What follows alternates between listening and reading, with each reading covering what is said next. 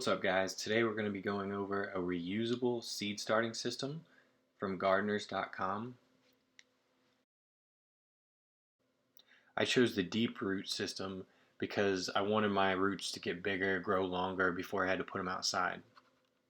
I have no affiliation with this website, but if you find during this video you really like this system, here's a 15% off code that came in my packaging. Out of the box, your starter is going to look like this. The first thing you're going to want to do is pull out the mat that wicks the water, and it's got a tag on there. Pull that off.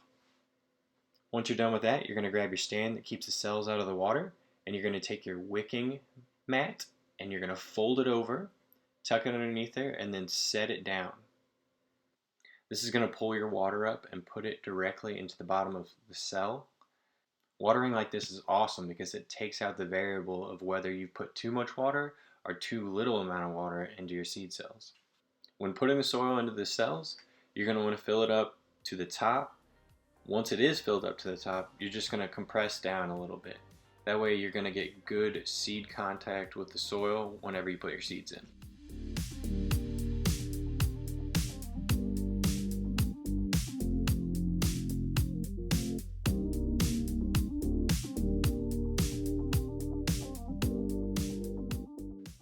I don't know about you guys, but whenever I got into gardening, I found myself buying more and more seeds, and it just became chaotic trying to track down the exact seed that I wanted.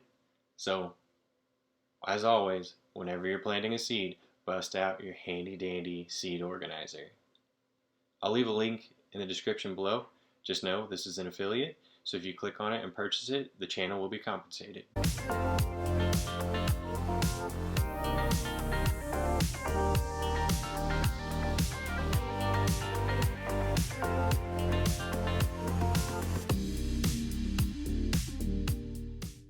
We have 2 types of peppers, 2 types of tomatoes, and some herbs we'll be going with.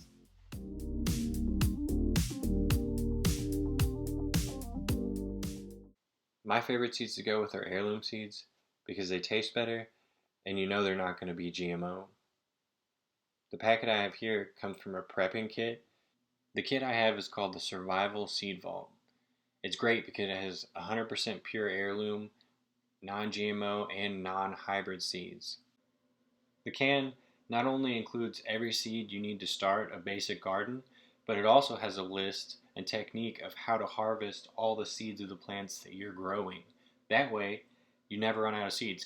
If you're interested in the kit that I'm describing, you can find it at mypatriotsupply.com. It can be mind-boggling sometimes to look at how small the seed is. It doesn't make it easy for the gardener whenever you have tiny seeds and you're trying to plant them strategically.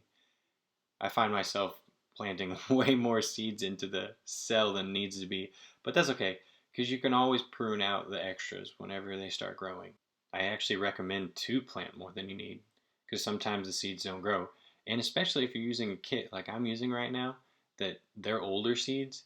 The older the seed gets, the less likely it is to germinate.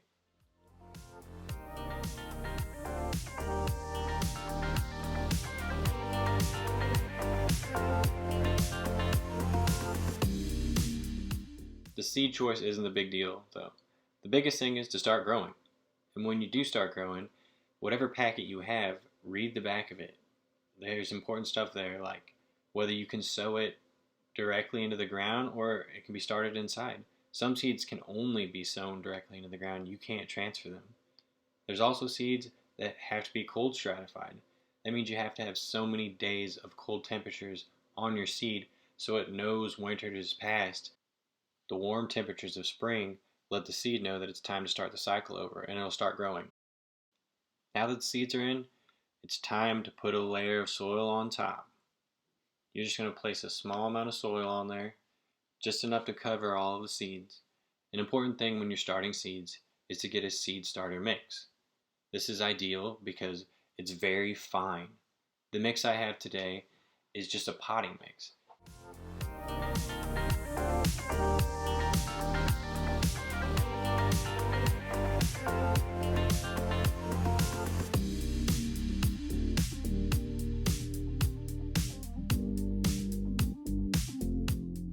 one of the last steps is to water in the seeds.